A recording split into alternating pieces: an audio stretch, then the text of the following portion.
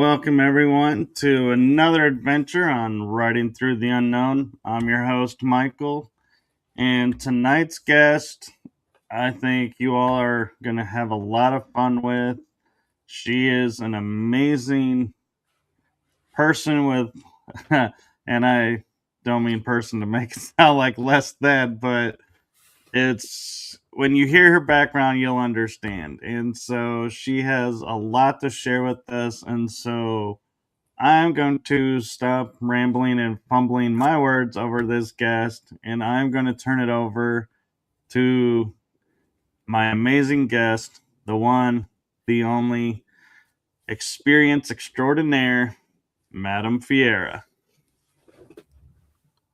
Hello, everyone. I'm Madam Fiera.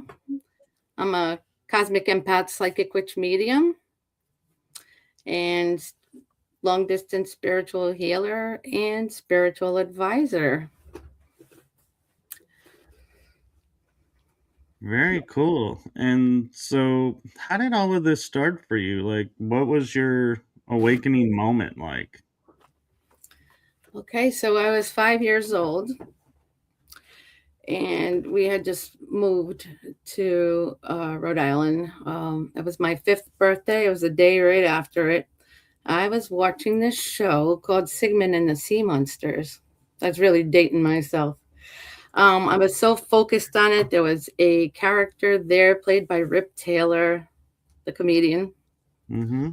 And I was just sitting there watching intently. All of a sudden, I see this face. Rip Taylor's character actually just came out of the television screen and came right up to me.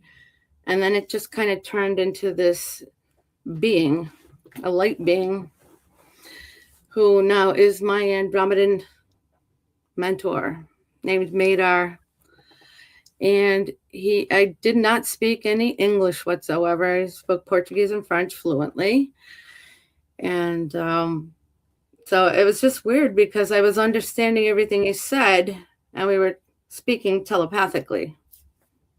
I didn't know I could do that. But the minute that he came to me is what woke me up back to who I was, the Andromedan Grays hybrid. Just a lot of information started flooding to me, and it's just crazy. Because I mean, I was only 5, and I'm just like sitting there, and just like it was like he was my long lost friend.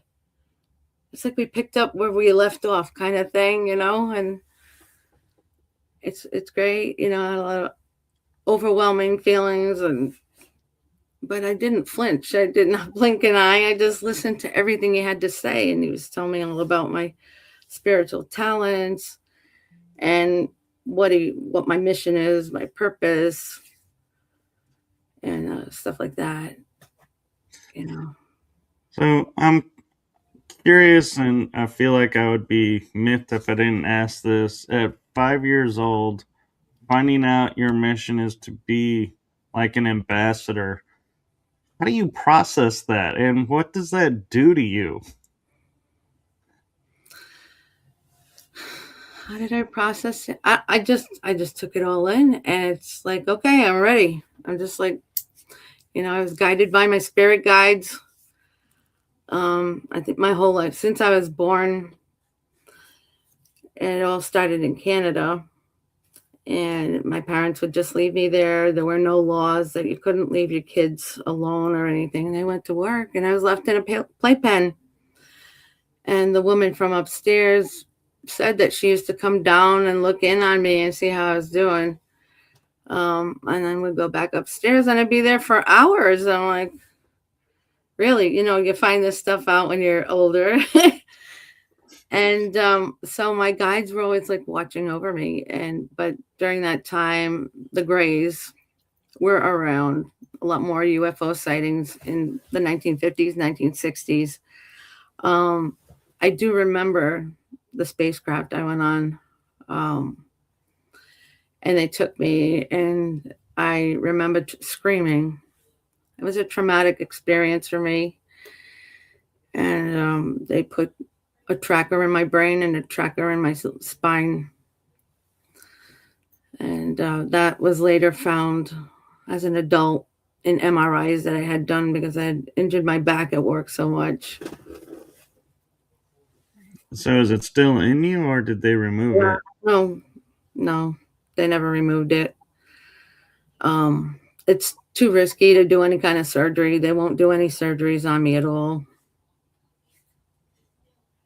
Not even a total knee replacement that I need. That's why I had to retire at a younger age. But, So do you think having this experience when you were 5 really like opened you up, and the fact that you were left on your own, is that why you think that this experience was more like open and more like friendly terms, that you didn't question it as much because it's like, hey, at least there's someone here that wants to hang out, versus having somebody there and be like, who are you and why are you bothering me, kind of thought? well, yeah, I was led by divine guidance my whole life. I never lost my spiritual sight. I have been seeing in 3D, 5D, or whatever form they want to show themselves.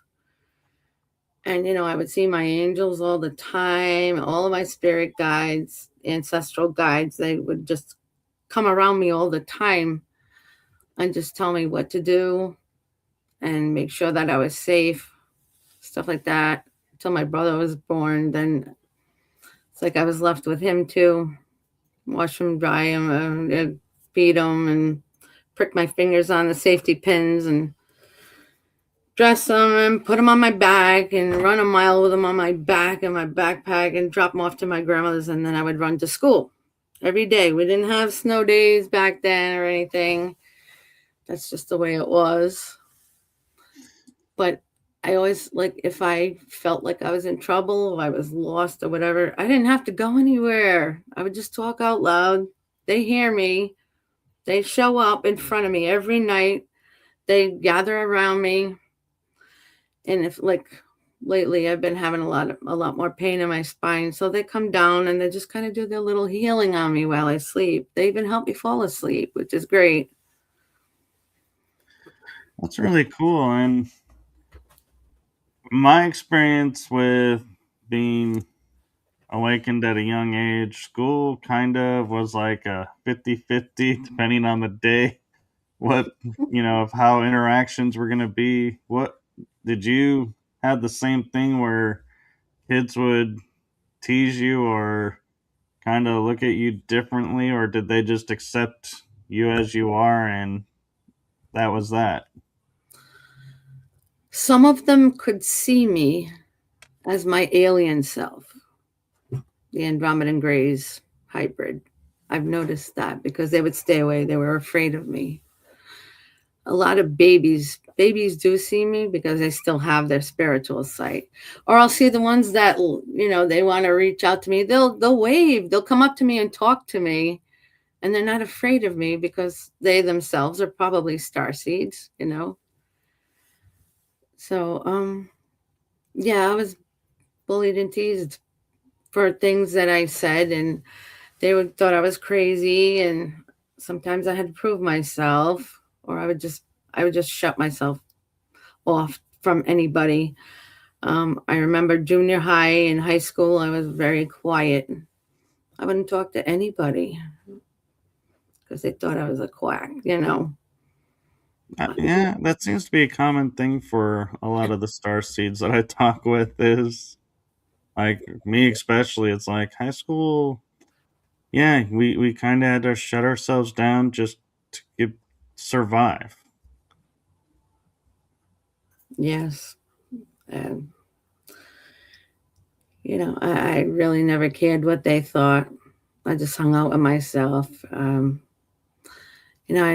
more of an outdoorsy person. So a lot of times my grandmother that was living upstairs, she would catch me outside and I'd be making some magic potions and stuff like that all on my own. Like, just, it all came back from prior incarnations and even being, a hereditary witch. Like, it was in me anyway, inherited from my maternal grandmother, who came through my youngest granddaughter, Harley Rose, and that's a whole nother story by itself, because she had asked me to check in with my daughter, my youngest daughter, Jocelyn, and to see if that was okay, because she tried going into her, but she's a free spirit, didn't want nothing to do with it. But then so 3 months before Harley Rose was born, she appeared to me along with Madar. They came together and they told me, first of all, you need to combine the two of us. You need to have your spirituality with your pagan Wicca. We need that to work. We need the balance. We need that yin and yang, I said, yeah, I can handle that. I can make it work. Because normally when I'm teaching people or training people in pagan Wicca or whatever, I'll get some people that were former Catholics or they're Presbyterian or some other religion, where I just kind of conform it all, change it so that I can relate more to them. And I don't push religion, but I work with it, because I've always had an interest in different religions. I like to see how the human collective is in those particular situations, or their education. Once in a while you'll have this one woman just stopped at our house like a couple days ago, and my granddaughter's looking at me like, why are they here in front of our house? I don't know them. Do you know? I don't know them. They came right up to me with their paper, like Jesus loves you kind of stuff. I'm like, no, thank you. I'm pagan Wiccan. Have you read the Bible? I said, well, do you know who wrote the Bible? The Bibles, the original Bible was made by the mystics, the seers, the psychics. That's who wrote those. And it's been changed a million times. So Yeah. Yeah, and it's been, they borrowed a lot from the pagans. You can still see it in a lot of their writings, and it's like, yeah, I don't know why you hate the pagans, because you pretty much based your religion on them, but okay. Definitely, yes. 440 BC, yes, they did. There were it was a whole coliseum of these Roman men that were voted in, and 100 men that actually had to pick and choose what they wanted to take from us, our Esbats, our Sabbats, our holidays and stuff. They've taken the rituals of ringing the bell and the incense and all that stuff, and the singing, of course, chanting. I mean, they just changed the names. So, oh yeah, and I was talking about Harley Rose that 3 months before, but like sometimes I get sidetracked. So when my daughter was in the labor room, and my grandmother popped up again, and she's like, ask Jocelyn if she's ready for this. Is she ready for me to come into the baby? And then I asked my daughter, and she said yes. So all of a sudden, the doctor comes running in, and the nurses, I don't know if they saw something on monitors out in the hallway or whatever. And then the doctor says, all right, Jocelyn, you ready for this baby? And she says, yes, let's do it. And then he put his hand out, and the baby already had her head out. So it took her like about 2 pushes, and she got her right out. Wow. And like we were all excited and crying and everything. And when I held that baby, I was in the labor room with her. She grabbed onto my crystals. She grabbed onto them, letting me know, she's confirming and validating it is her. It's really my grandmother. You know what I mean? And every single time, like they were living here for a little bit. And every time I held her or watched her, whatever, again, she'd grab on just to let me know, hey, I'm still here. I'm not going anywhere, which is great. And if you talk to her today, at 2 years old, she has a little Portuguese accent to her. She'll say, she reminds me of my mother with broken English, that you pick it up on me kind of thing. It's the cutest little thing. She's super, super advanced. I knew that she would be. She was a pagan gypsy witch, and she had a PhD. She was a doctor. She traveled around different countries, and she gave away all her kids to family and friends. And like I had a hell of a time trying to find them, the family, because I didn't have the right last names, surnames, whatever. So it's like I keep digging because my mother, I don't know, she didn't want me to have that connection.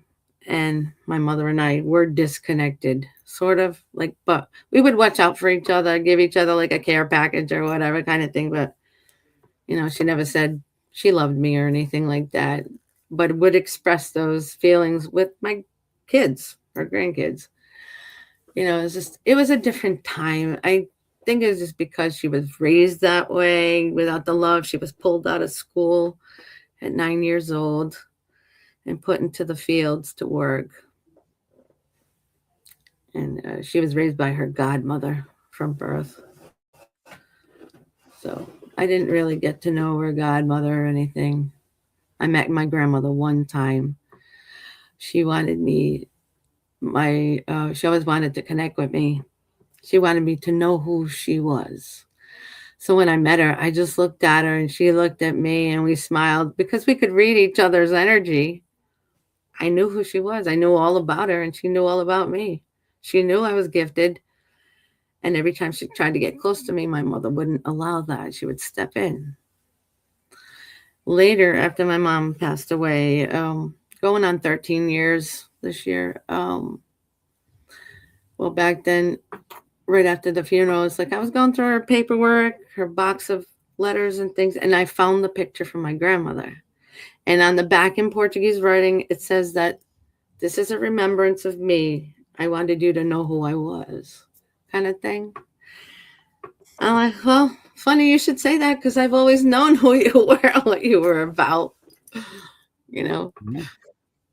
it's just crazy the different things that happen to us along our, you would think, even growing up as a child, I always thought that everybody else had the same gifts as I did, that, we were all very magical. But, the more I talked to the kids, and I was like a tomboy for a while, and they liked hanging out, and they would teach me to speak English and stuff like that. And oh, yeah, those were the good old days. I actually, I had a very a soprano voice, and when I sang, I was in the chorus at 5 years old, and I got to sing at Rhode Island College. I had to do a solo by myself on "My Country 'Tis of Thee," which was pretty cool. It Yeah. didn't bother me then to be in front of an audience for some reason. I don't know, it must be the Leo in me. Um, yeah, I don't know. Things just change so fast. Time is going by way too fast. In a blink of an eye, here it is. It's like almost Friday again. It's like where did this week go? Like, I was I that know. busy? Like, I'm home. I'm not even working, and the time is just flying by. And then I start to think back, this is it. This is what Madar was talking about all along. This is the pinnacle point of your life. So things have to speed up a little bit faster. All this stuff going on with the UFOs, the UAPs, the reptilians. I had to battle them a couple times, and it's not easy. It really isn't. Um, After 50 years, I had gotten this an Andromedan golden shield given to me by my Andromedan family. And so I make sure that it's on me when I lay down to go to sleep. It's, spiritual, obviously. Right. But I picture myself as fully having it on And that energy of white light, you always have to protect yourself. I do have crystals around in the rooms and stuff, and just for extra protection. I mean, whatever beings pop up, they will try to attack. People like me, psychic mediums especially, they like to go after them. They know how to push your buttons. They know how to make you freak out, and they'll just take advantage of that, especially when you try to trance. You know. Right. Right. So Um, I have a curious question around Madar, and that is, you talk about him being a mentor and that he's always been around and guiding you. Is he soul family? Like, is he related through your Andromedan blood or yes. energy? And Okay. well, he's told me at about 4 million years ago, this is my last mission, and I've been around that long. Many, many, many incarnations, timelines, etc., etc. I was supposedly his wife. And so we've always had that love connection. So he's always been around. Okay. By the time I passed over, like I've done past life teachings in the past with some of my I had a coven back in the day in my 20s. So we've done a lot of that kind of work too, and the shadow work, and I helped them with different things. But I started to remember when you're spiritually awakening, though, at that, at a very young age, it seems like you keep getting the flashbacks, like especially with a remote. I'm a remote viewer as well. Being clairvoyant, clairaudient, clairsentient, all of that, and so that does help too. I mean, you could do a lot of things with remote viewing, but a lot of times I'll just be laying there when I can't fall asleep. I start seeing the different images of me. I remember being a male for 5 times, and pieces of that pop up too. And sometimes, even when I'm doing those, making those AI videos through Meta, sometimes it'll make me a man again. It'll give me the glimpses of what I was, who I was. It's the weirdest thing. So I have to keep going in there and describing myself all over again so they can make me the way I am now to put it in the appropriate video. But, it's just weird how those random pictures of people, of men, just pop up around, you know. I'm like, oh, okay. I understand now why this is happening. They need me to see it. Every time they want me to learn a lesson from something, I have to experience it first, and then it becomes a channeled message. And that's what I've been doing on LinkedIn for 4.5 years now. And I used to use I would just bring a lot of pictures and just type the whole channeled messages about those pictures. And so I'm teaching through the picture, almost like a Rosetta Stone kind of thing, where you see it's a word picture association. So you're learning the language a little bit faster. Well, that's what they do with me. And so then I started making these videos. I would just type in what it was, what happened, or what they did to me that would bring about this other picture and turn it into a video, which is also helpful. Yeah, my last one was about manifestation and how I just, your brain only believes in the now. So it doesn't matter if it's true or not. You keep telling yourself, I am rich now. I am full of abundance now. I'm a very successful businessman or whatever. It can be anything. And just keep telling yourself out loud. I do this during showers. It's a lot easier to remember to do that. And your brain believes it. So it brings it to you. You're getting that divine connection from the universe. The universe always has your back, and it's always going to put you in that right path, and your guides are going to keep you on the right path. And then we get into numerology, that kind of thing. You'll see it. I don't know. I don't think that everybody's spiritually awakened yet. But one way to find out or to realize when the doctor would say you have tinnitus, the ringing in the ear, constant ringing, but it's not like that where it's on and off. You'll hear a high pitched frequency sound in one of your ears, and it's always the same ear, and it's usually the left ear, unless you have like some kind of hearing problem in that ear. But that's the way that our angels communicate with us, and also through the synchronicity of numbers on license plates, bulletin boards, on receipts, anywhere you can find numbers. That's your spiritual message. They all numbers have meanings, and you can easily look that up on Google search and all that, until you get to know the numbers really well. But, that's a whole other topic. It's interesting you talk about the tone because yesterday there was like 2 or 3 times during the day I would hear this tone in one ear, and I would look because I have 2 dogs living with me, and they would not be acting like they're hearing anything or not responding at all. But I'm like, I'm hearing this tone and trying to figure out where it's coming from because I'm like, it's not a like beep beep. I mean, it was a long tone for like a minute or two.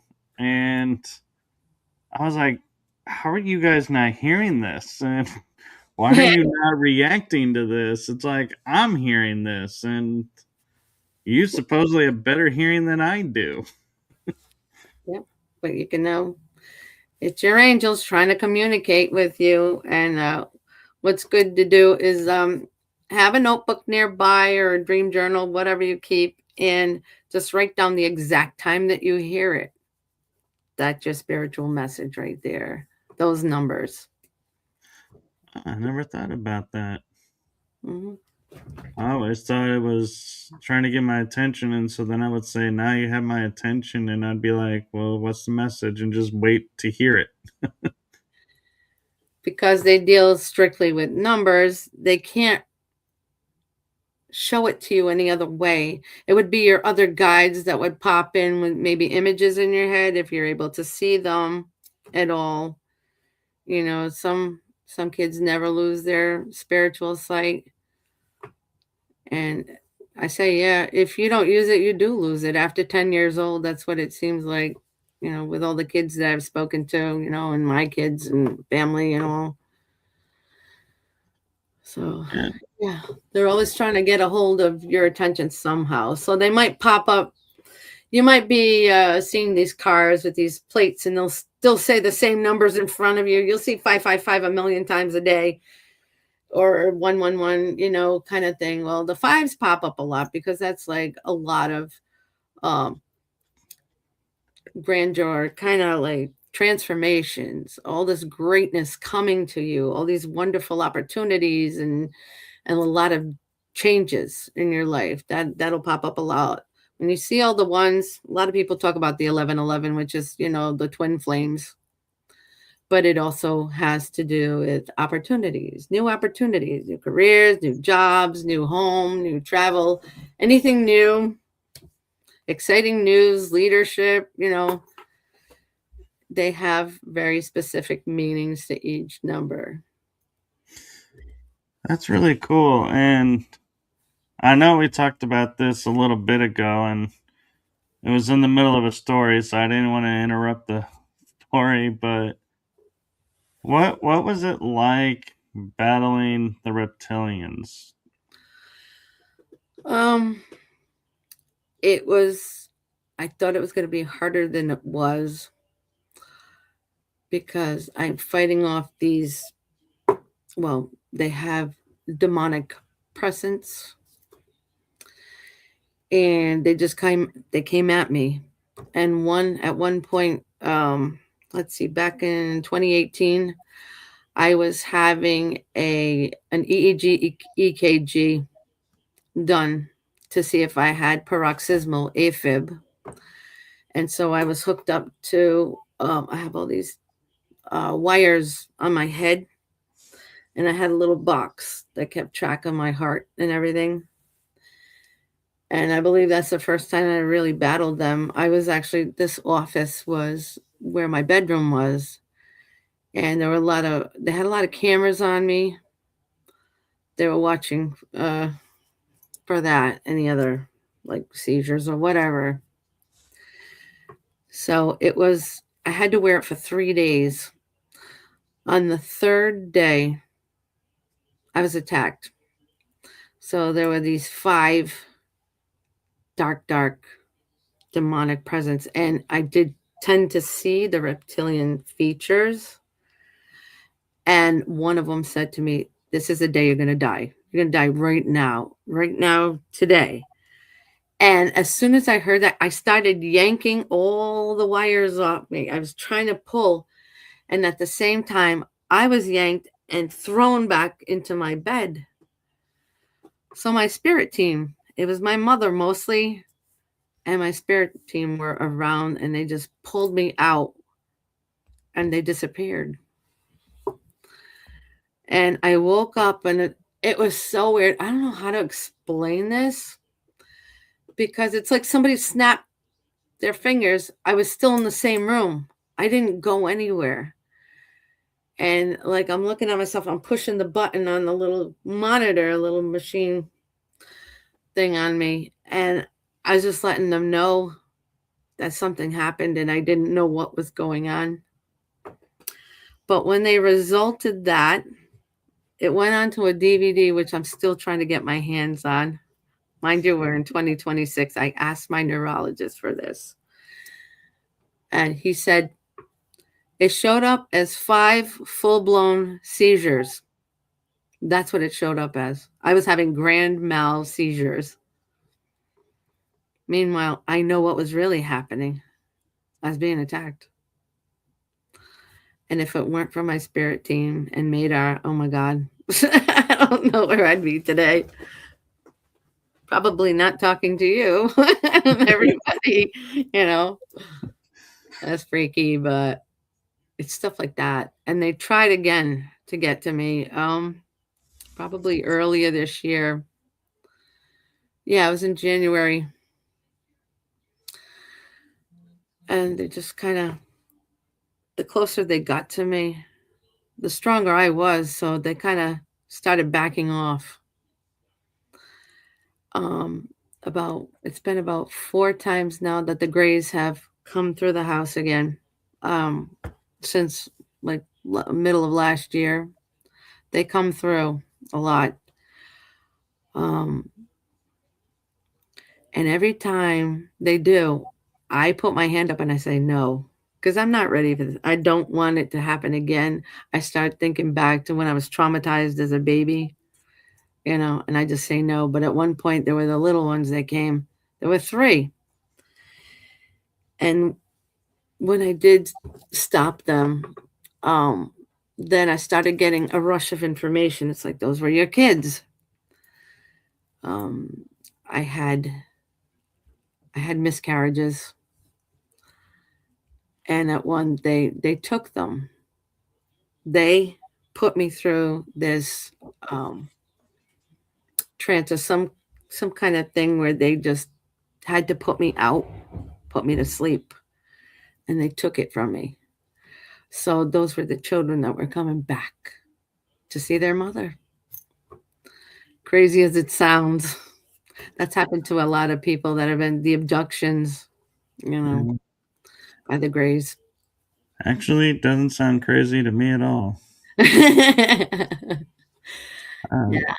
I've had a guest that she wrote a book about how she would be pregnant and a few months into it go and go for her checkup, and they're like, "Why are you here? You're not pregnant anymore. Exactly. You don't even show you were ever pregnant." Yeah, And that's crazy.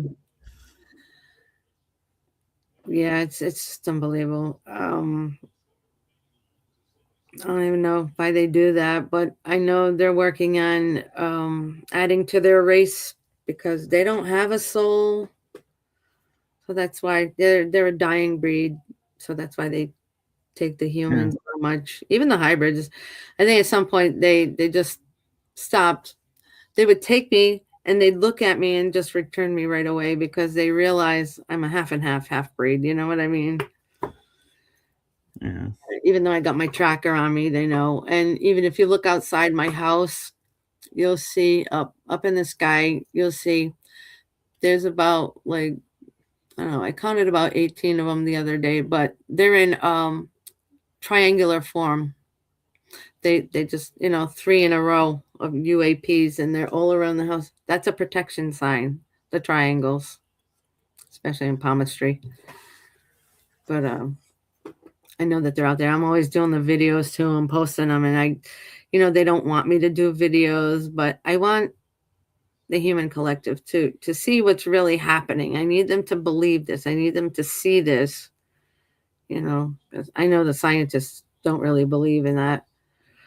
Doctors too. Um, they're still saying no. We don't have any. There's no such thing. You know, but I know. I know the truth. Right. I speak the truth. All right. And so, does Madar introduce you to other beings out there, or? Yes, well, there's a natural portal here coming through the roof, through my office and down into the closet behind me. I have met tons of them. They they had told me I was a multi-dimensional interpreter, and I have gone before the Galactic Federation, and I know I'm an ambassador for them. And he takes me up there once in a while. And so I'll get to meet the different kinds of beings. And I know I accidentally kind of pissed off one of them that came in one time. And because I didn't really believe it was an alien at first. Like, I'm like, I'm not drunk. I don't drink. I don't smoke. I don't do anything. Like, why am I seeing him? Like, you know what I mean? Like, here in my closet, like, of all the places. And it just made this weird face. And I said, hey, you're really kind of cute, though. Where are you from? Are you from like, I just like, you know, goofing off, trying to see what I can kind of Oh my god! know. I'm And just picturing an ambassador hitting on a representative. I'm just playing around. And I'm like, are you from like Pluto or someone somewhere? Like, no. He made this really weird face at me. Like, he's from Neptune. And then he disappeared. Oh, I was going to say Arcturian. It sounds like the way the Arcturians might respond. Yeah. Oh no. Oh yeah. That's another story. Yeah. Um. I did meet the Arcturians before back in 2018. So if you've ever heard of Lori Ladd or Phil Good, Yeah, the name, sounds really familiar. yeah, they are ambassadors for the Arcturians. They're constantly conveying their messages and everything. So Lori Ladd has this website, and at the bottom of the website, she had this meditation thing, and it said "Meet the Arcturians." I'm like, oh, that's cool. That sounds like fun. Let me do that. Let me see if they really show up. So I turn on my laptop. I download the meditation. I'm like, yeah, we'll see. We'll see if this is real. And I'm laying there, and she guides you into it. And then all of a sudden, I see them. I'm like, is this for real? They're like 8 to 9 feet tall. They're so loving and compassionate. Like, you can feel that energy is super loving. And they started doing healings on me, and they're touching me, putting their hands on me, doing these healings. And I was just like in awe. I'm like, oh my God, this is amazing. I can't even describe to you that feeling. It's just, you know, love is just so overwhelming when you get it in high doses. You know what I mean? It's Oh, yeah. like, you know, here I am. I never thought that could have happened, but it was real. It was all real. I'm like, this woman is not a fake. you know, and it's just amazing just to meet them. And when it was over and the meditation ended and then my screen went blank, all of a sudden, Madar comes running in. He bolts down the hallway and he told me, "You're not Arcturian." He had never told me I was Andromedan until that year. And I just sat there and I cried. I'm like, "I'm Andromedan? Oh my God. Like, why didn't you tell me?" He said, "Because you're not listening. You're not listening." Because back in when the day that he woke me up spiritually, like I said, "What do I call you? How do I get your attention?" It's like, "Call me the Sandman." That's what he said. So every Yeah. time I heard that, the Sandman and that song, Mr. Sandman, Bring Me a Dream, that, Right. I'm like, oh, that's where they get it from. It was just, I'm like, oh my God, this is great. I'm Andromeda and Grace. Hey, this is amazing. I had to do some more posts about that, but I was on other social media, and people thought I was wacky. I even got into the other, the IMVU Second Life. Those ones Oh where yeah. you get the different avatars. They're cartoony, and I tried to reach out to people. Ask if they wanted me to do a reading. They're like, they take off because they think I'm going to charge money. I was doing everything for free for 50 years. I never charged anything. The only thing I charge for now is when I'm doing my full palm readings, all lines, which I actually have my daughter's my daughter Jocelyn's book. And I do Oh like wow. I put a lot of pictures in it, and like I just kind of incorporate everything with her reading, what it's showing me. And she is a star seed also. Not everyone is star seeds. You could have one child that is and the other three aren't, but all of my children are, thank God. The same thing with Aubrey, her older daughter. It's like I put a lot of. They're all very special. I always ask my clients what colors they like, what the themes they like. I get a lot of requests for fairies and things like that. Anything magical. Um, I yeah. find it interesting, because I learned tarot when I was a teenager and I was able to get it. And I learned some other healing modalities at the same time. And when it came to palm reading, I took a course in it, and about the only thing I could remember is, yeah, if you have an M on your hand, that means this. But other than that, it was like I have no idea what these lines mean. It just I could not take to it, and I was like, I always thought that was interesting that palm reading was like the only seemed modality that I could not grasp. Well, it is kind of hard. It takes about 8 years to master. I've been doing it since I was 5 years old, and I still don't call myself a master in anything because we're constantly always learning. No two lines are alike, like snowflakes, and situations change everything. Like you'll have like your dominant hand is what you were born with, it's your destiny. And the passive hand, the opposite hand, obviously, are all the changes that you've made in your life. So I can see that stuff, especially, when you get into spiritual markings and and the starseed markings too. They're all very um, individualized. So what was I going to say about that? They do Well, show up. They show up in your palms. They show up on your body. yeah. I do find it interesting. It's like the M on my right hand, I had to subtract two lines to see the M. It actually looks like two triangles touching each other, and I'm like, oh, if you remove these lines, yeah, there's the M. And I'm Right. like, so I got an M on both hands, but I never thought about what those two triangles mean in the middle of my hand. Right. And I'd have to look at it again to see, because you could be a very gifted person yourself.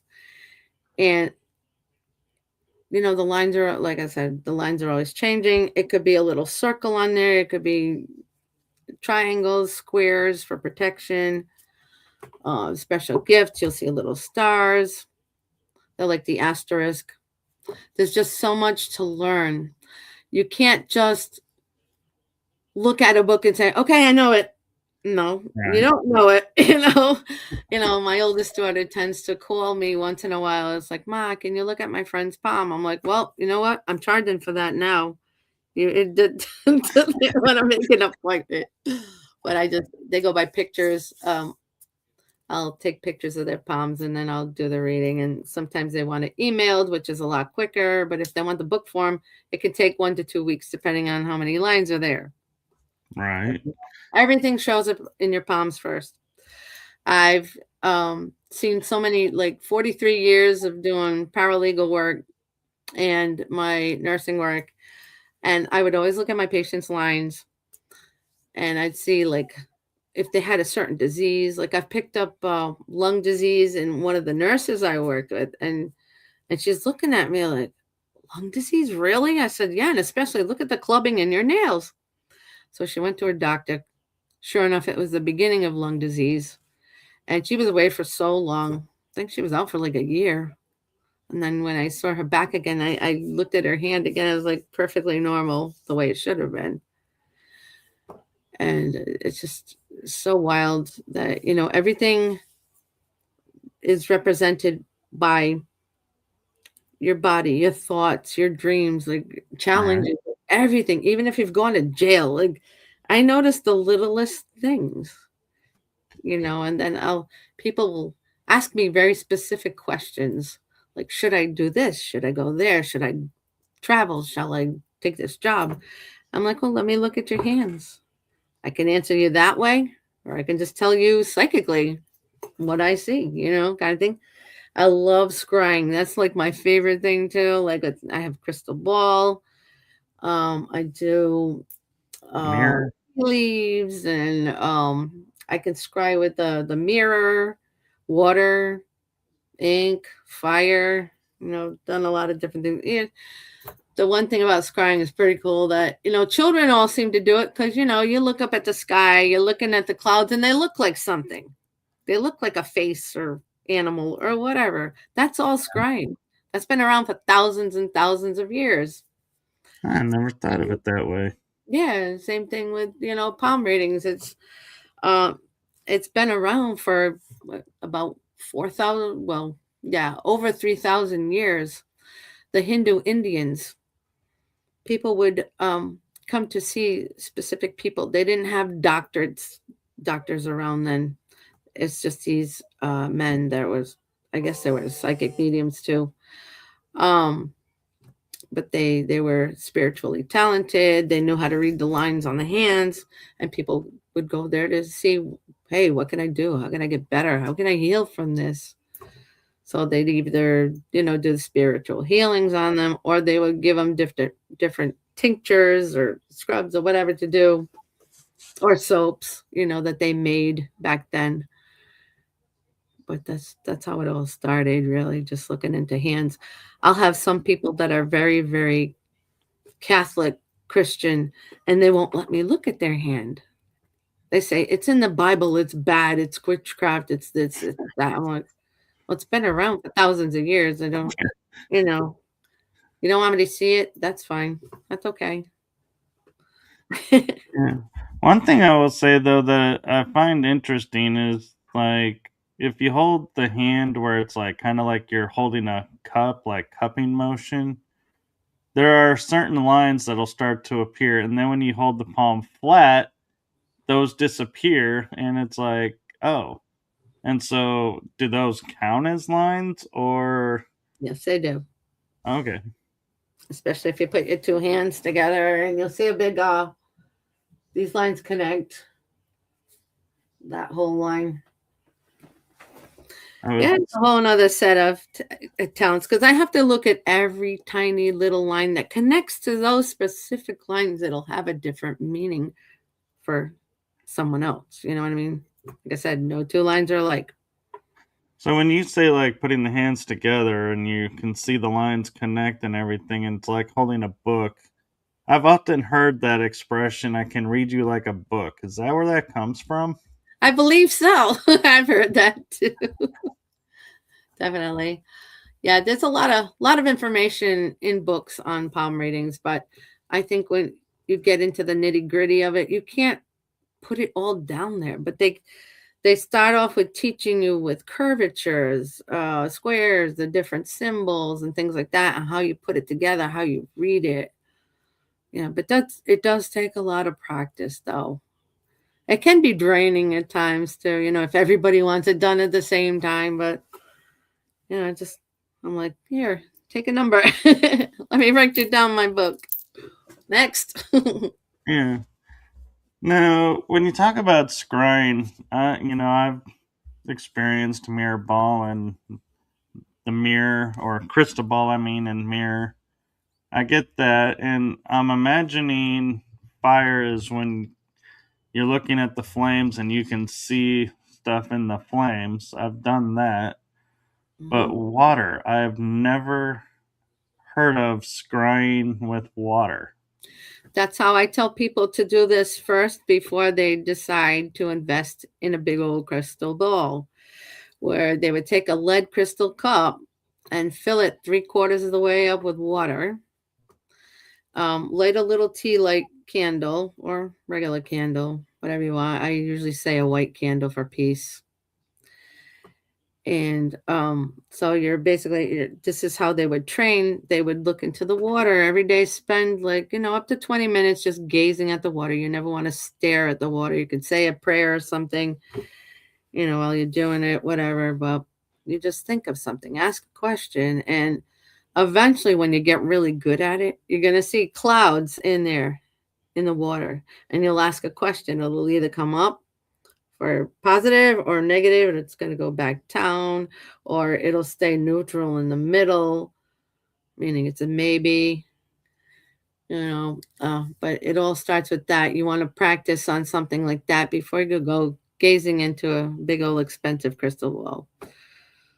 Water is probably the easiest thing to work with. Yeah, I find that, interesting because, like, I was at a fire pit at a conference last July, and we all were sitting there and just like we're chatting, and all suddenly a couple of us were like, "Hey, look! It looks like there's a guy dancing in the fire. Oh, look! There's this in the fire." And we were like instantly like looking at the fire and going, "Oh!" And we even were like recording it on our phones and going, "Look at this! You could see this on the phone. Look at what it picked up. That there's this, and that." And we're like, and I never thought of it as scrying. I just thought we were just seeing stuff in the flames. And the more you work with that, then you start to eventually see like your spirit guides, spirit animals, all different animals pop up. They're giving you their specific spiritual message through that. So that's what I tend to do a lot when I get into the psychic medium stuff. I'll also like look into a flame or whatever my guides are telling me. Hey, check their palms. Look at the water. Look at the mirror. Do this, do that. They're constantly in my ear telling me what to do and what to say. We are all vessels. Right. We're born that way. We're born to hear and see and do, but a lot of people just shut everything off. And the other method that I've had somebody on and they kind of talked about, but I still have a hard time wrapping my head around is reading the tea leaves, because it's like I've heard the process where you put a little bit of water in and you put the leaves in and then you You make the drink and tea. you You don't flip, have to and drink it. and how the leaves lay is a message, and I'm like, it's a clump. What? Just what? It's like that's all I see is a clump here and a clump there. Okay. But it's the process of it where you're turning the cup 3 times around, and you're making sure that the water is seeped out, down to just a tiny bit left. They can either drink it or not drink it. A lot of times, I used to do it with the law firm I was at back in the day, Chandler Beals, and just it was one Halloween night, which we call Samhain in my pagan Halloween, and I made tea for everybody, and we just kind of went around, and they would sit there talking about whatever case popped up, or whatever their wish was, or what they wanted to know, and then I'd just go around and read it. But as it was fun, because those images do pop up, and that's another thing you'd have to practice with too. Learn the images. There are so many of them. At some point, there's just too many to try to remember. So you have to find a way for your brain to process it just by gazing at it, and maybe write down what you saw, and then try to figure out what it was trying to tell you. Right. Everything takes practice. Yeah. Oh, I understand that, and it's yeah. I think that was probably my downfall was like Reiki energy. I had a natural gravitation towards and could easily use it, and other modalities like visualizations I could get behind, and I think that's why I was able to do tarot easily. Is like I could visually see, and it's like, oh yeah, I get this. Okay, yeah, I see what this card is saying and how it translates. But then it was like palmistry. I was like, nope, it's not really natural coming to me. So yeah, that's probably why I was like, yeah, this isn't for me. Because I was like, I was in that mode of if it ain't easy, I ain't doing. Yeah, you have to really want to devote yourself to it. It's definitely its own religion, kind of thing. You got to really be devoted Yeah. to Do you- learning. I'm kind of curious, talking about like star seeds, hybrids, and little attributes like that come through. I wonder at times, how like I can pick up dowsing rods and they will work right away for me. And then I'll see people will pick them up and they're struggling to get them to respond. Yeah, I don't And use them at all. or, like tarot, reading the tarot or, other things. I often wonder if those devices register, hey, you're star seed. Okay, we connect. We're done. We're good right away. Um, I wouldn't say that. There's a lot of spiritual people that have a higher frequency, so they're able to use these things. But like I said, yeah, not everybody's a star seed. And star seeds are from other planetary systems, star systems, other galaxies, and there are a lot of Earth-born star seeds that I've run into too. But the Andromedans, there's only 1% of us here on Earth, and we just keep coming back. But like I said, this is my last mission. So whatever I do now in this lifetime, it has to count. And yeah, Octurians is only like, I believe it's 3%, but I seem to find tons of other different ones, and it's just like, oh, it's wild. These are people that definitely stick out. When you see them, their energy gives off that starseed image. Just the way they handle themselves, the way they talk to people. Just, yeah, I could tell you other stories, but I'd be going on forever about them. There's too many different breeds. No, yeah, no, I get that, and I was just curious if it was like something in the energy that they easily use certain devices just because of the energy versus. having that doubt. It's like something in you overrides that doubt. Definitely, it's your vibration. Definitely your vibration. What I've noticed is people that smoke, drink, that have bad habits, they have very low vibrational frequencies. They can't make anything work. That dowsing rod would not work for them at all. I say it's Yeah. definitely the vibration. You have to be at the highest vibrational frequency. And I find it kind of interesting because like I'm a hybrid. I know I am. I got different star seed in me, but it's like I hear people like say like, oh, if you drink, you can't do this, and I'm like, and so I'll be like, really, and I'll go and I'll have like a dark beer, and I'm like, and I'll go to use it, and I'm like, it seems to be working just fine, You're and I'm like, okay, not a drunk. You're then not like you're not a drunk or anything. no, All right. Maybe yeah, a maybe a glass of wine once in a while or a beer here and there, but not, these people that are doing it every day, all day long, yeah. really abusing Well, it. I found out in talking to a medium that I was like, they were channeling my guides, and I was like, I asked him, I was like, how come I can sit there and have like 3 beers that are really high volume alcohol and feel like all I've had is water? And then they go, well, we don't want you drunk. We don't want you affected by the alcohol, so you're not affected by it. I was like, oh. I was like, well, in that case, I'll just random. I rarely drink now because I'm like, well, there's no point.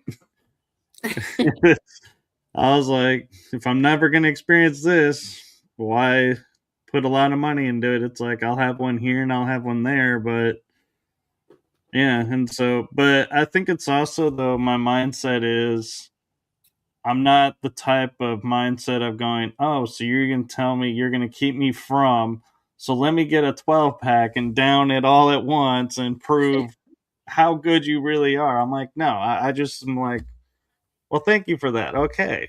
And move on. And your guides are still going to pop up behind you. They're still going to want to give us their message to Yeah. pass on to you, kind of thing. Just because you drank doesn't mean they're not going to come out. They're going to say something. They might give you a warning or something. Or But like a they're look. always around. They don't go away. That is heaven.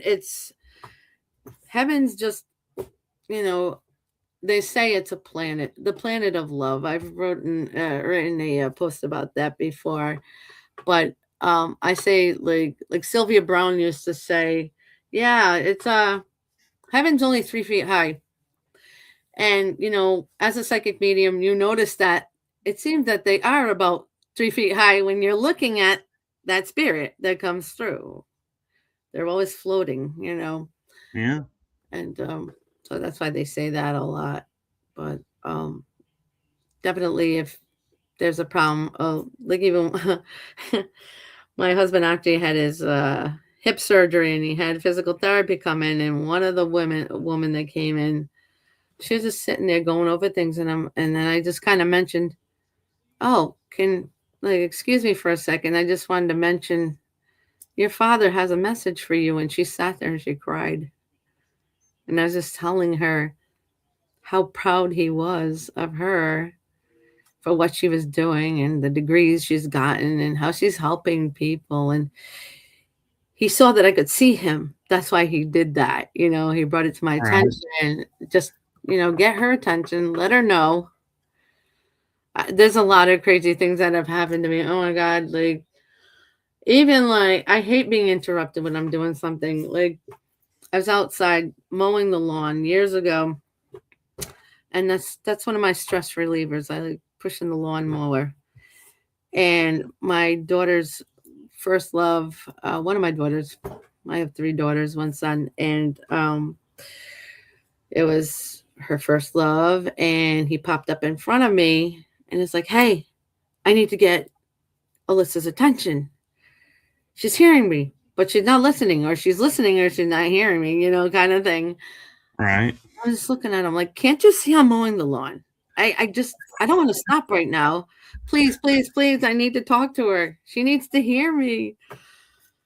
I'm like, really? Really? Right now? Right in the middle of all of this? Like, do you understand how this affects me emotionally? And like, I hate it, can't stand it. And then he just started telling me all these intimate things. And my jaw dropped. I'm like, are you kidding me? Okay.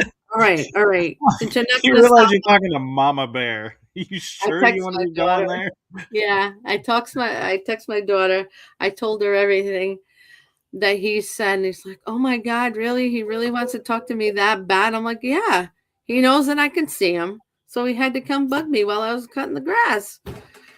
So a couple days went by. She calls me, "Ma, I found the perfect way to connect with Ryan, and this is great. It works." I'm like, "Okay, what is it?" Pandora. I'm like, "You're kidding." Pandora. I've never used Pandora for anything. I'm more of a Spotify girl. I love Spotify. But I'm like, yeah, how do you do that?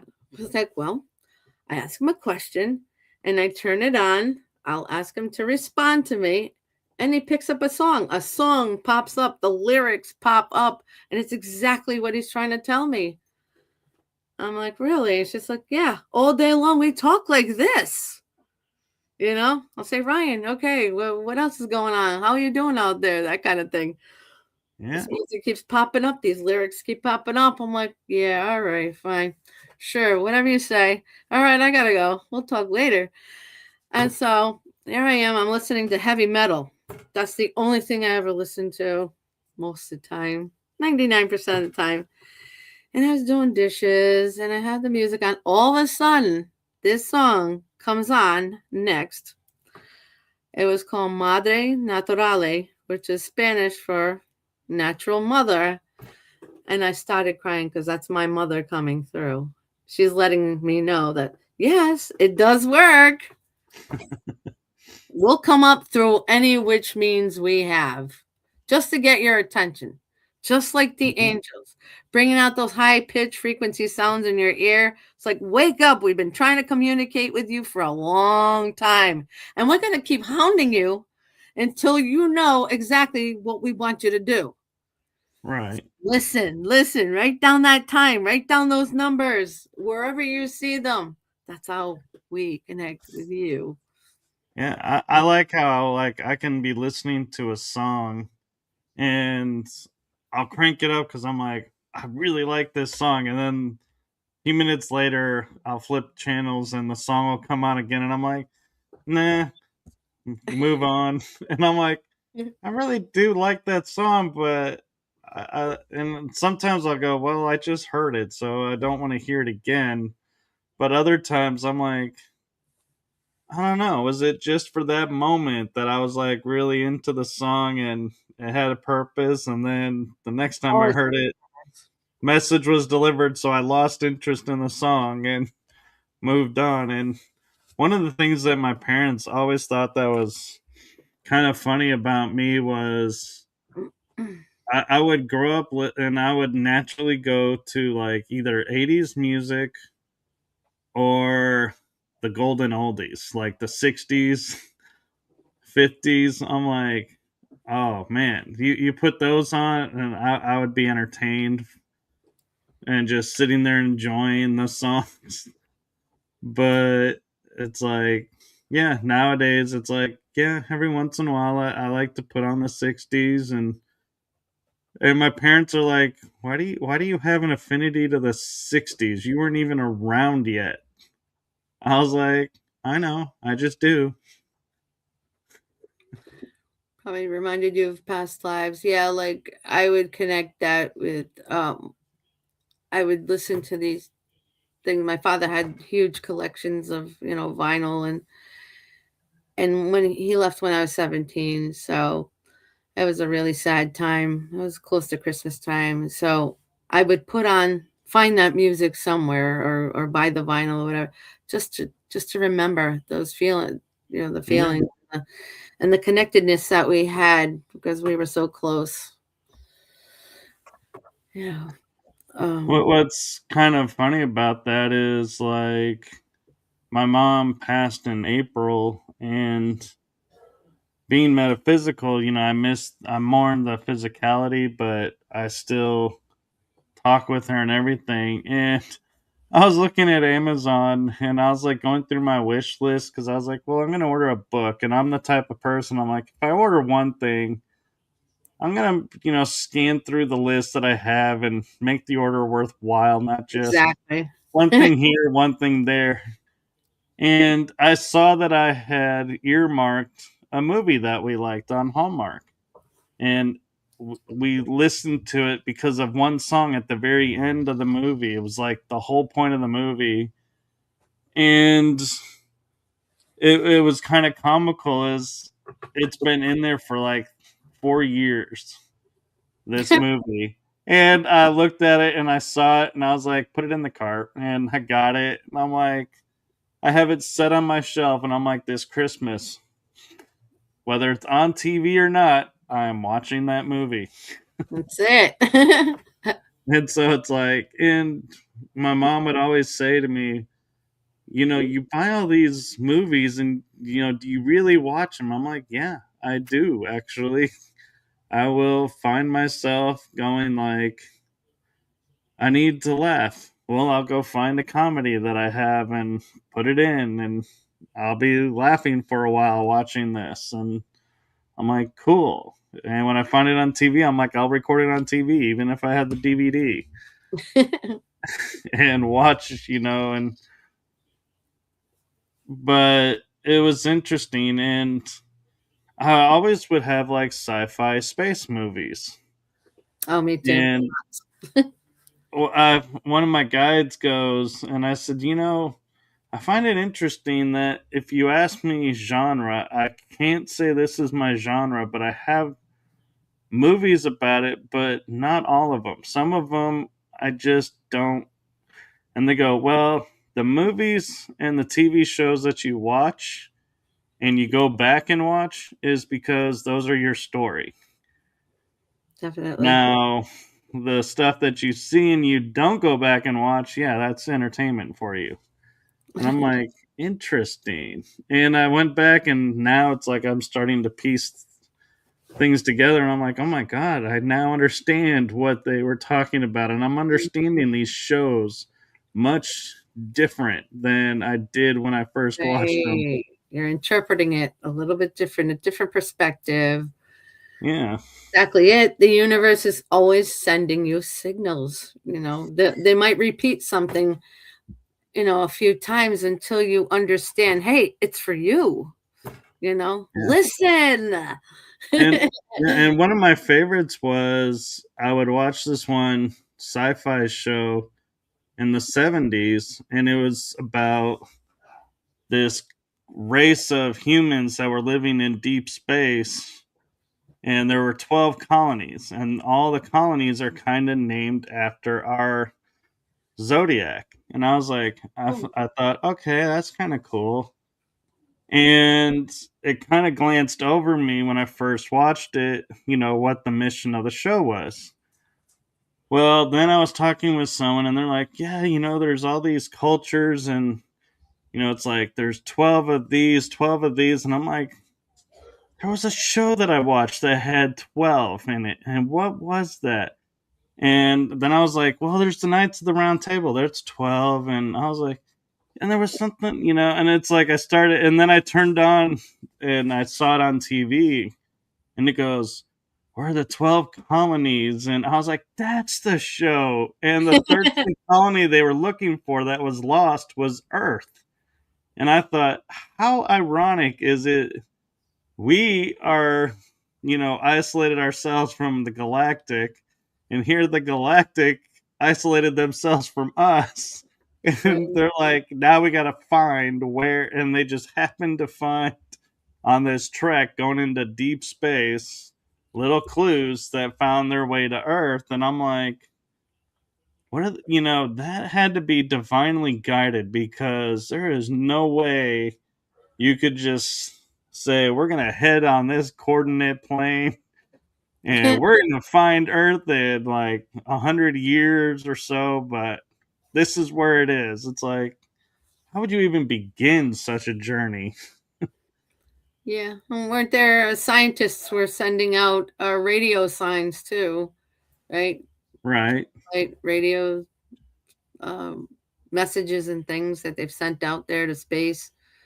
So they were already here for thousands of years, buried in underground in the water and volcanoes and ridges, mountains, and they've been around for a long, long time. And you'll see them all depicted in different paintings, and Yeah.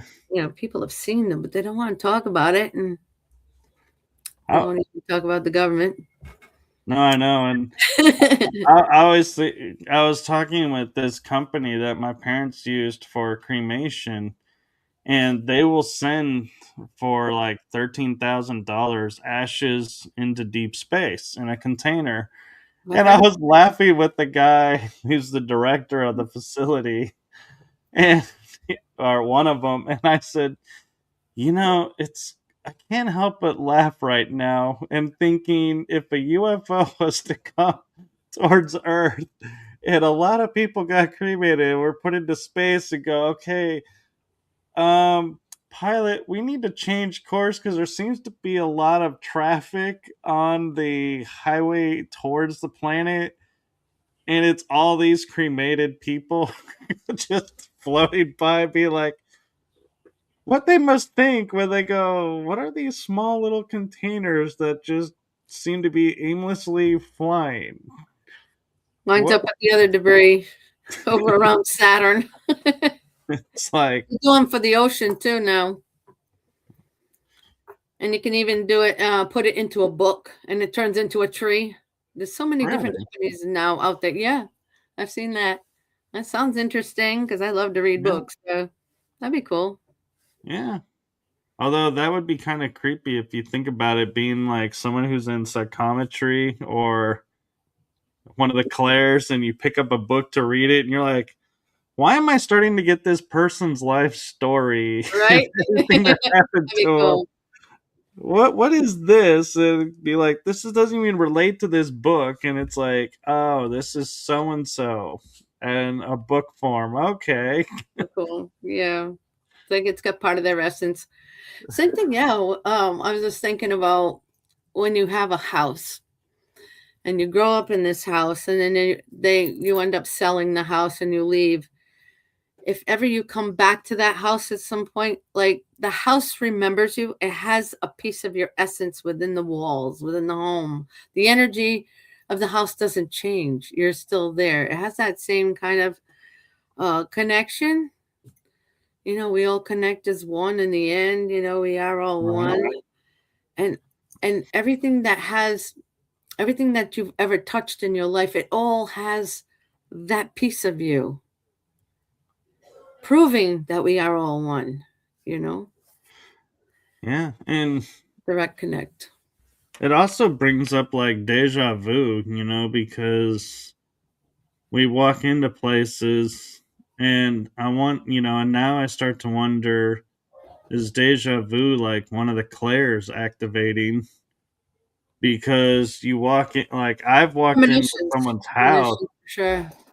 and I was like, hey, can I get a glass of water? And she's like, well, yeah, let me go get it. I was like, no need. I know where it is. And she's like, how Mm. do you know where it is?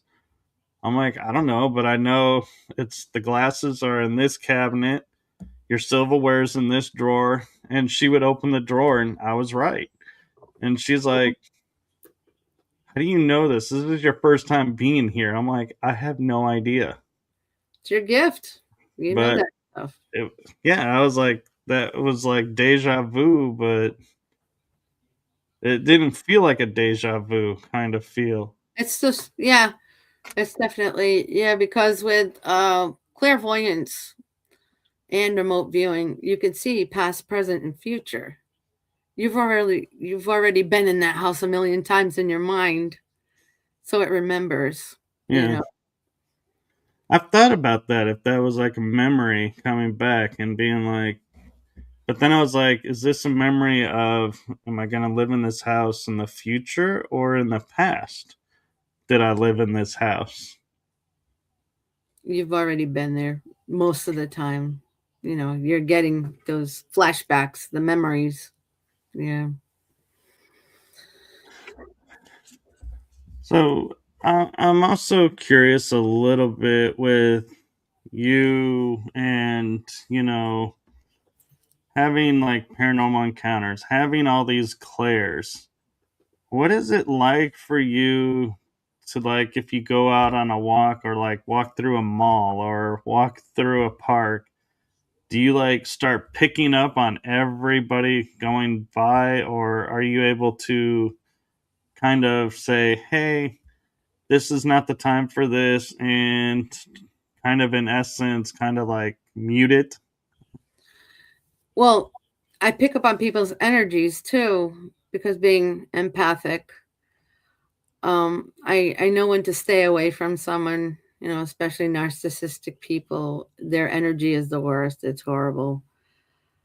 Um, yeah, but people like us here, with the clairs, with the remote viewing, it's even like I'll be laying down or listening to music, especially I can hear like my favorite band singing, but I actually see them with remote viewing. I see them.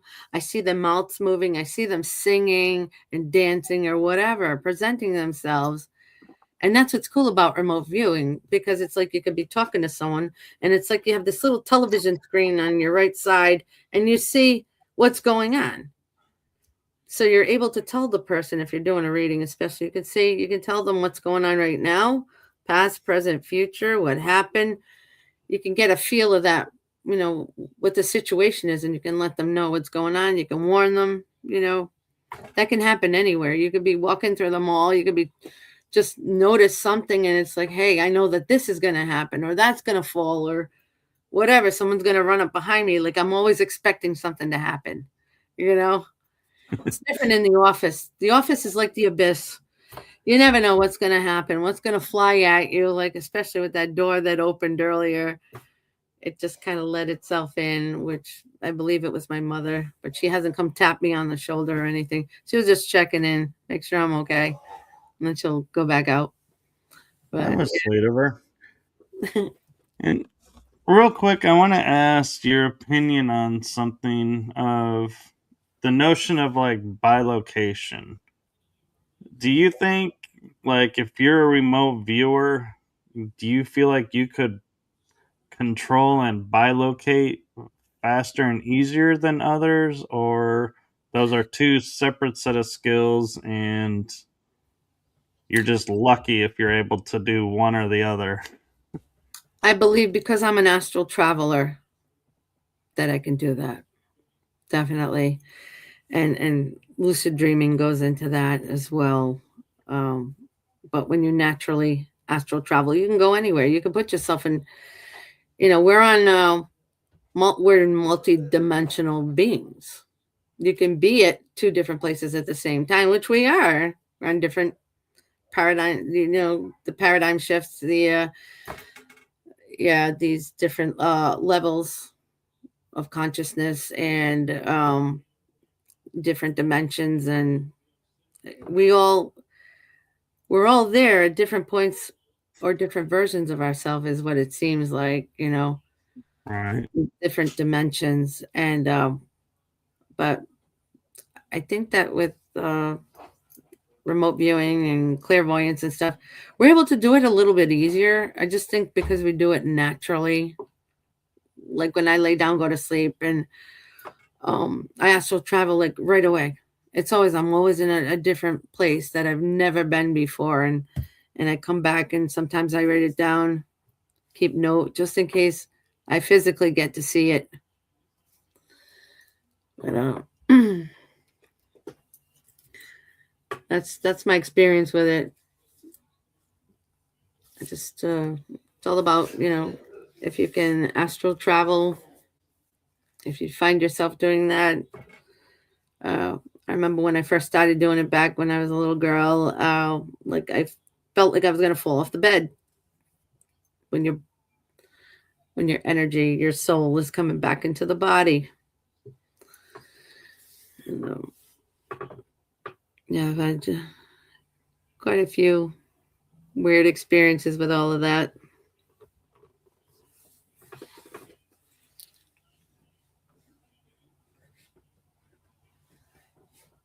Does anybody have any other questions or anything or comments?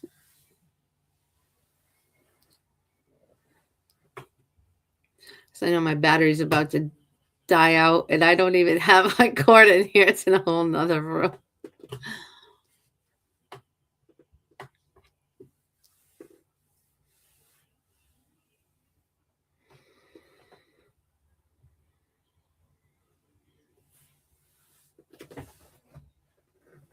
Okay, that was just totally bizarre. What happened? So there was a flash on the side of my, like, over here when you first started talking about it, and then I saw your screen go like it was closed, like you left and came right back in. But I was And here I all was along. like, okay, so the spirits are doing something, and then all of a suddenly it goes, something went wrong. We can't connect. And I was like, okay, spirit, stop messing with the feed right now, please.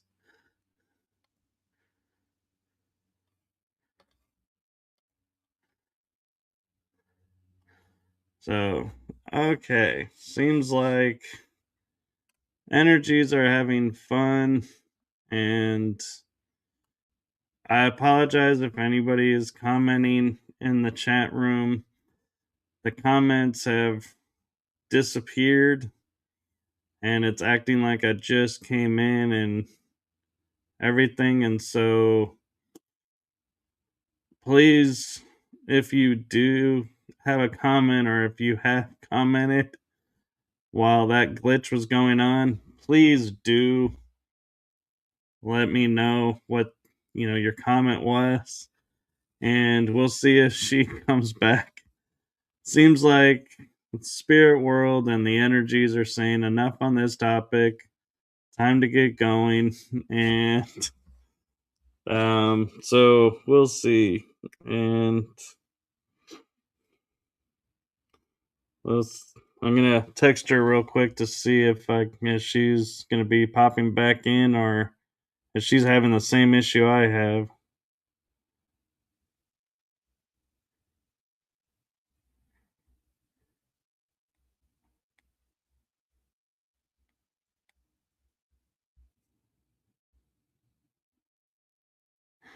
But so thank you all for watching this episode, staying with us, and I hope that you all enjoyed this conversation, and thank you so much for joining us on this Thursday evening episode. Up, here she comes in. I had to go on my phone. I had to run for the I charged this, fully charged my laptop before I went on it. I can't believe that died on me like that. Yeah. It usually lasts a long time. Like I can use it for days. That's nuts. And so I asked everyone because the chat room disappeared. I lost all the chats if they're Oh asked god. any questions or anything. And Jasmine Silviera on LinkedIn actually is asking, is that what happens when you are dreaming and shake out of your dream like you are actually falling asleep? Yeah, that's all part of the astral traveling. Yeah, that is my cousin, by the way. Oh, well, there you go. We connected through ancestry DNA. That Yep. is really cool. Yeah, I've known her for a few months now. I did her palm reading too in a book form. She likes it now. Her son wants it done too. A 10-year-old.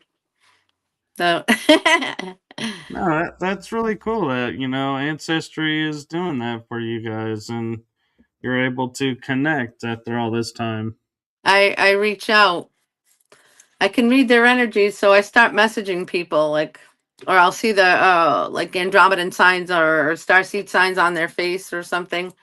Usually comes in as like triangles, triangle like birthmarks, or squares. You can see it on their arms. We do have another question that came in, but I don't know. Do you have time to answer this question? It is SYL Cola 457 is asking, how can I learn to astral travel? I've done some posts on that too. Like I said, it starts with lucid dreaming. If they want to reach out to me, I can give you my email and I can, Okay. maybe send them some instructions. A lot of times I do send free instructions on different things, you know. Um, Madam Fiera at gmail.com. Uh, I believe that's in the description, but let me put it on here real quick in the comments just in case. Madam Fiera at gmail.com, right? Yes. Okay. And I think she was saying her name is pronounced Sylvia. And she said, "Oh, yes, please." And so here Great. you all go. Here is the email address.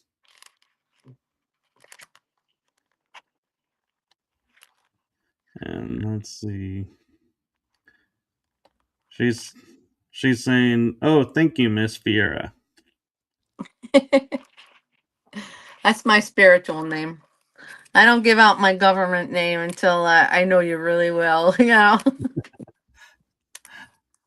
You other know, reasons too, if sometimes if I, go off on a full disclosure kind of thing, I got to watch my back. You know what I mean? oh yeah. And what's funny about that is I have a friend that I know through her avatar name. And one day I was like on Facebook and I was like, "Oh, I thought I already friended this person cuz she has a name almost like another person that I know." And so I added it and I was like, "Hey, how's it going?" And she goes, and she actually messaged me and she goes, "How did you find this profile?" And I was like, "What are you talking about?" And she goes, "Oh, you don't know. This is my real profile. You know me in the avatar name, such and such." And I was like, "Oh Oh. my God. How did I stumble on your real page?" Yeah. And Must so, have, yeah.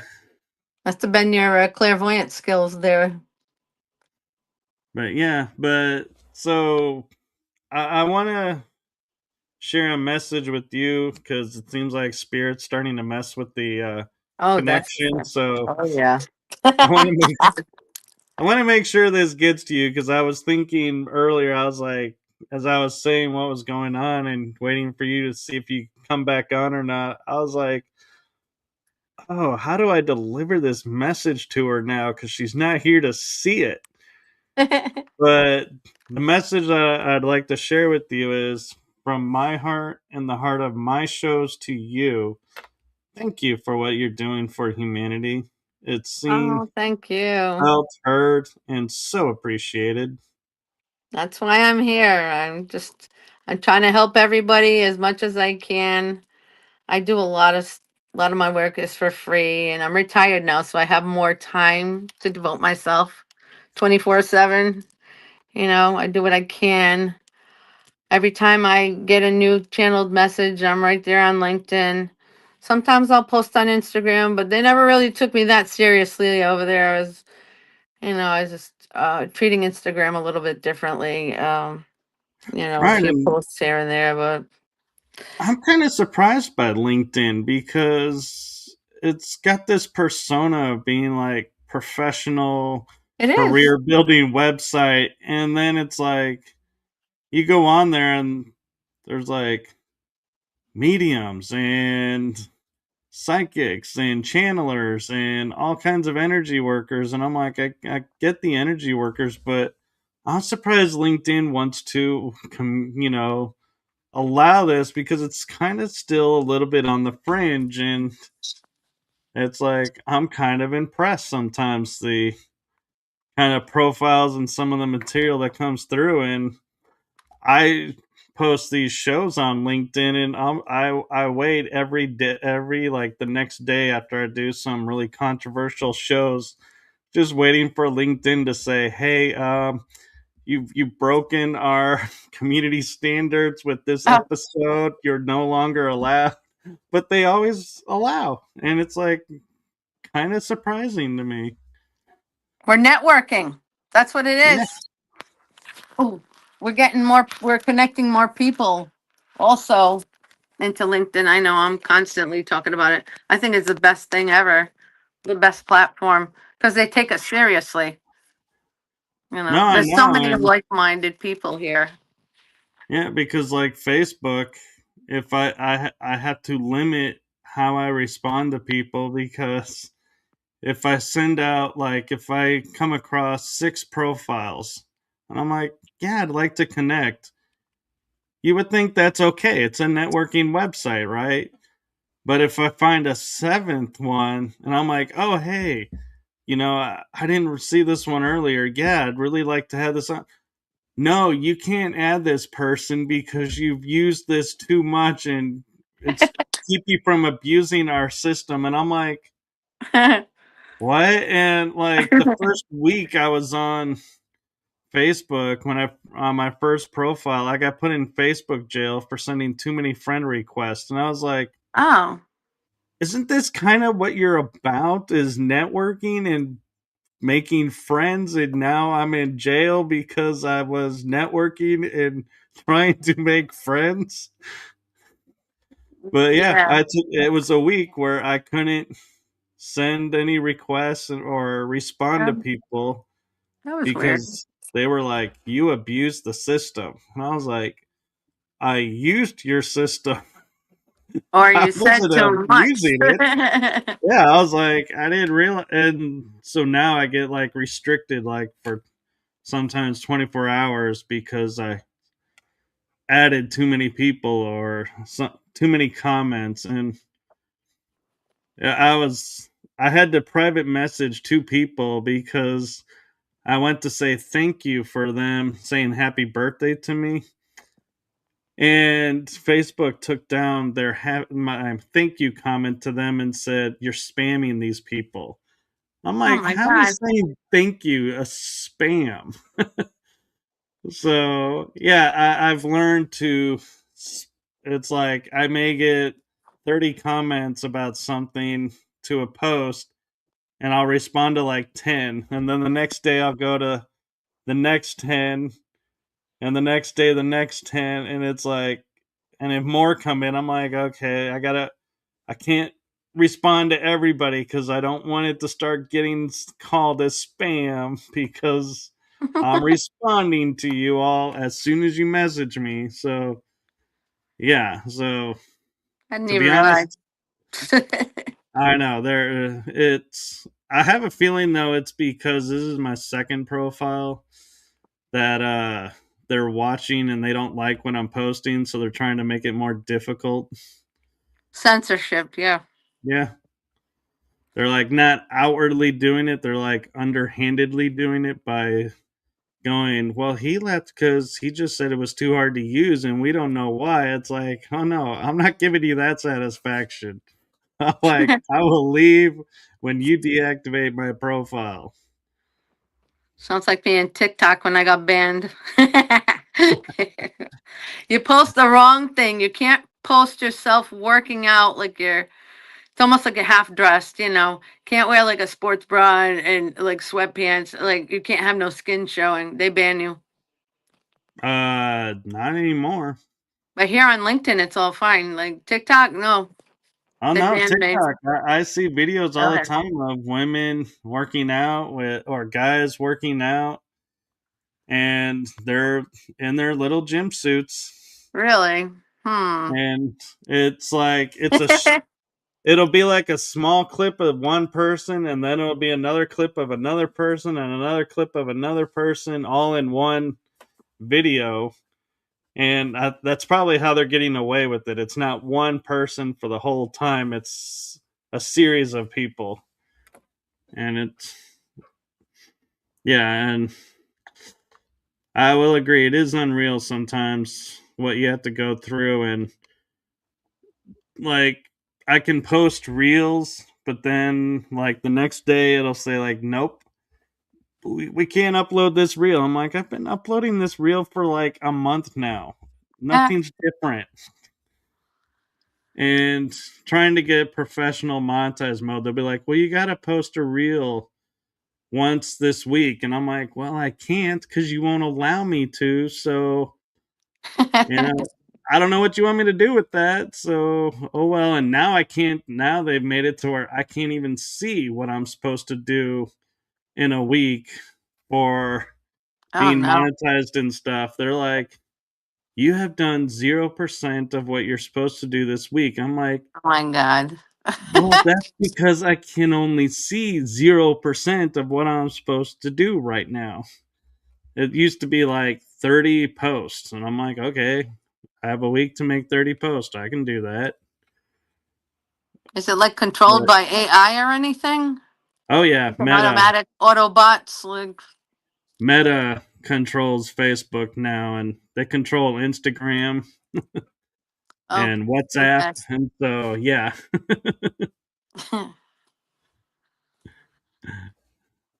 But yeah, and it actually drove me to make a website so that because I communicate mainly through Facebook for shows.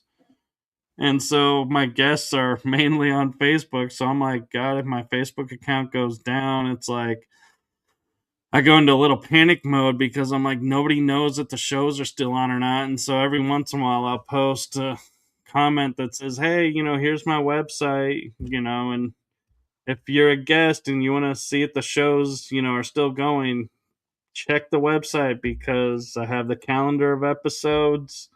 I have Mm-hmm.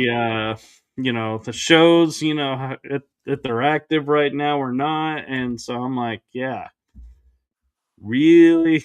It's like, I'm like coming up with ways of keeping it active when I can't always be active in the normal ways. And it's a headache trying to find websites for some of the guests and being like, do they have email? Do they have alternate communication besides Facebook? Please tell me they do. Yeah, I tore down my website like twice. You get all the views, but sometimes they're just not calling you, and it's like, what the heck's going on? What did I do wrong? It's like, oh, man, I got to start all over again, or hop on someone else's, like findmagicpeople.com. I was on that for a little bit, and I wasn't getting anyone calling or whatever. So I was thinking maybe my prices are too high or something because that's when I had started charging a few years ago. And it's like, I don't know, maybe it's just not none of that. Maybe I just have to go and talk. Just Yeah, speak to people and just like, hey, I'll give you a discount. Anyway. yeah. Oh yeah, they're freaking No, out over here. They're doing stuff on my phone. It's like, that's it. That's it. You've had enough. You said enough. yeah. Well, we actually are at almost an hour and 45 minutes, and I'm Wow. like, wow. Oh, holy moly. What are you doing to my phone? Okay. Well, They're thank you for going coming nuts. on, and Oh, I'm so thank you for glad having that we met on LinkedIn and me. Yeah. through. And Thank for you so some of much. you also who may be watching, we met on LinkedIn, and we also, I think, around the same time met on 5D Healerverse. So shout out to Trish and her group and to Hi, LinkedIn. sister. I love her. She's awesome. She is. She is like so busy. There are days where I will turn on and see all that she's doing and be like, God, my life is just being wasted right now compared to what she's doing. I'm like hardly doing anything. It feels like compared to her, and I'm like, yeah, I gotta stop doing that. She's on her mission. I'm on mine. Mine just seems to be a little easier than hers. I guess depends on what you're working on. Anyway, yeah. Yeah, but yeah, she's a busy little bee, and more power to her. She is like always somewhere doing something, it seems like. It's nice. Yeah, you get to travel around and live out of your backpack or Yeah. suitcase. Yeah, she's everywhere. That's awesome. I wish I could do it. I wish I had the funds to do that now. Maybe eventually at some point. I thought about that, but then I was like, it's like the fame. When people are like, I want to be famous, it's like, have you talked to a famous person? Because I think if you do that, you'll change your story because it's like famous people, they're always having somebody watching them. They're always like their whole life is being scrutinized now. And Yeah, it's like, paparazzi. you really want that? And it's like, well, no. I'm like, yeah, so don't go the fame route then. Yeah, I am related to someone famous too. But yeah, we don't really communicate too much, and because she's always on the go, always doing something. So Yeah, and I kind of like having privacy, and I don't need my whole life put up on splattered out there. screen or Definitely. and so yeah. So well, and on that note, do you have any upcoming projects or books or anything that you're working on? I am working on my book, my life story from spiritually awakening at 5 years old. Convos with Madar, a starseed memoir. That's what I'm calling it. So I got to get to writing a little bit faster. I'm using that word to text mode. Oh You can yeah. use. That's what's great with AI, where you can like read out everything you've written, and then it'll get saved in there. So you can just basically copy and paste and put it into Google Docs. That would be a lot easier. It has a word count in it and everything. You only need 40,000 words for a novel, you know? That's Yeah, I know. all. What I do actually with my books is I use Word because if you self-publish through Amazon, they prefer Word document or PDF. And so I'm like, okay, so and I know the book is going to be 9 by 6 or 6 by 9, however those margins are for the books. So I Yeah. preset the Word document to that size. So then I'll just type into it everything that I'm thinking about or wanting to put in the book. And then it's like, I know from the first book that I published, if I want a hard copy, I need 80 pages. Paperback is like 24 pages, and ebook, I think, is whatever, pretty much whatever you want. They don't care on the ebook side of it, but it's like, yeah, and so I do that to kind of set my mindset. So I'm like, okay, this is a book. This is how this is gonna work, and I've never been able to get the page numbering to work because it always wants to do the title page as page one. I'm like, that's not page one. Page one is the first chapter, but it will. And so this book that I'm working on right now, I'm like, I'm just doing the chapters, and then I'm gonna upload and probably put into a new Word doc and have the cover and everything on it, and see if it'll maintain that page number. If it alters it, I'll be like, oh, I can't do page numbering. But yeah, because people ask me like, "Hey, what page is this on?" I'm like, I don't know. it's it's in this chapter. It was in this part of the book. It's, I think, towards the middle. Because it's not easy to write a book, actually, as it No, seems. not at all. Except for children's books. You only need like 120 words. Yeah, but a I lot draw of my own. pictures. I like drawing my own illustrations too.